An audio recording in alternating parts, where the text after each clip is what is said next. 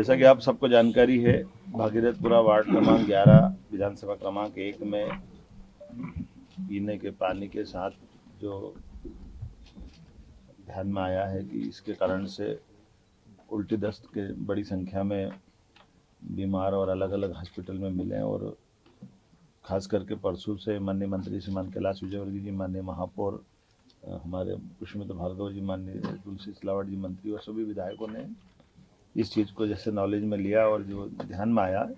तो ये तुरंत प्रभाव से लगभग 2-3 दिन के अंदर 40,000 ज़्यादा लोगों की स्क्रीनिंग की गई, जिसमें 2,456 संदेहास्पद व्यक्ति के लक्षण मिले थे और 212 भर्ती किए गए। इसमें 50 मरीज स्वस्थ होकर डिस्चार्ज हो गए, 162 मरीज अभी भर्ती है। 5-6 हॉस्पिटल में आज हम सब मिलकर के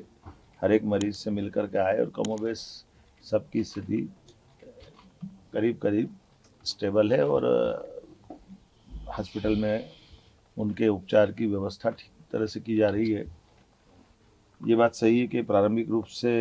जो इस संबंध में लापरवाही हुई थी तो जो कार्रवाई हुई वो सबकी जानकारी में है। हमने अपने एसीएस संजय दुबे जी को यहाँ छोड़ा है। माननीय मंत्री जी और विधायक, माननीय महापौर जी, विधायक जी, मंत्री जी सब मिल करके कल दोबारा इसको पूरी बात को देखेंगे, समझेंगे। हमने कहा कि सरकार किसी भी हालत में और किसी प्रकार की लापरवाही को बर्दाश्त नहीं करेगी और ख़ास करके सभी क्षेत्रों के अंदर जहाँ भी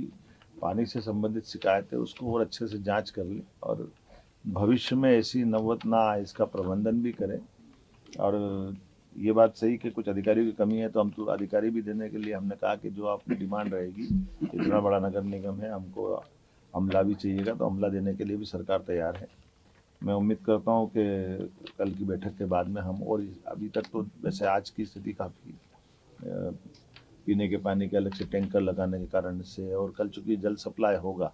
तो जल सप्लाई होने से और भी कहीं ऐसा कि लीकेज अगर पाया जाएगा तो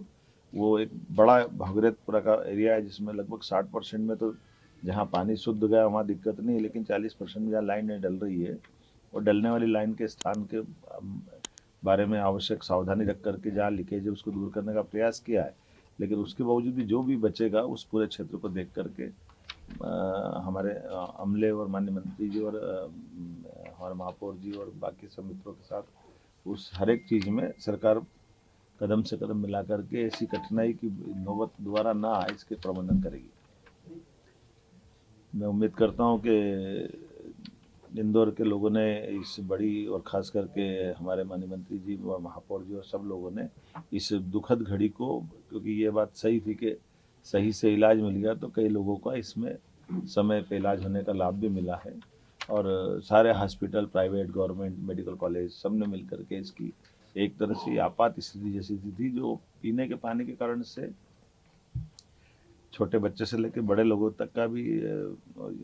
कष्ट तो होता ही पानी के कारण से, जो पेट का हाजमा बिगड़ता है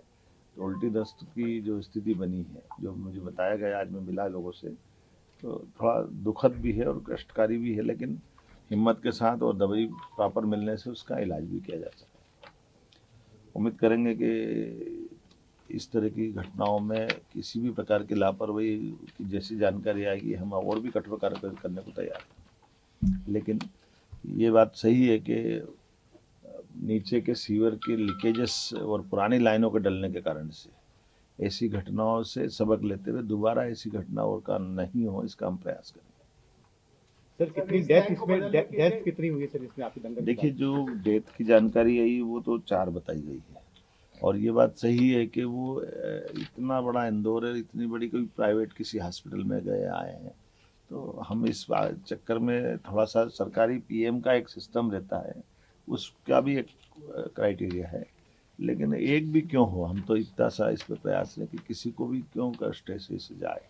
तो सवाल हमारे लिए कष्ट का ये है कि दोबारा ऐसा पानी से कोई नौबत ना आए और जो हुआ ये हमारे लिए दुखद है। उसके संबंध में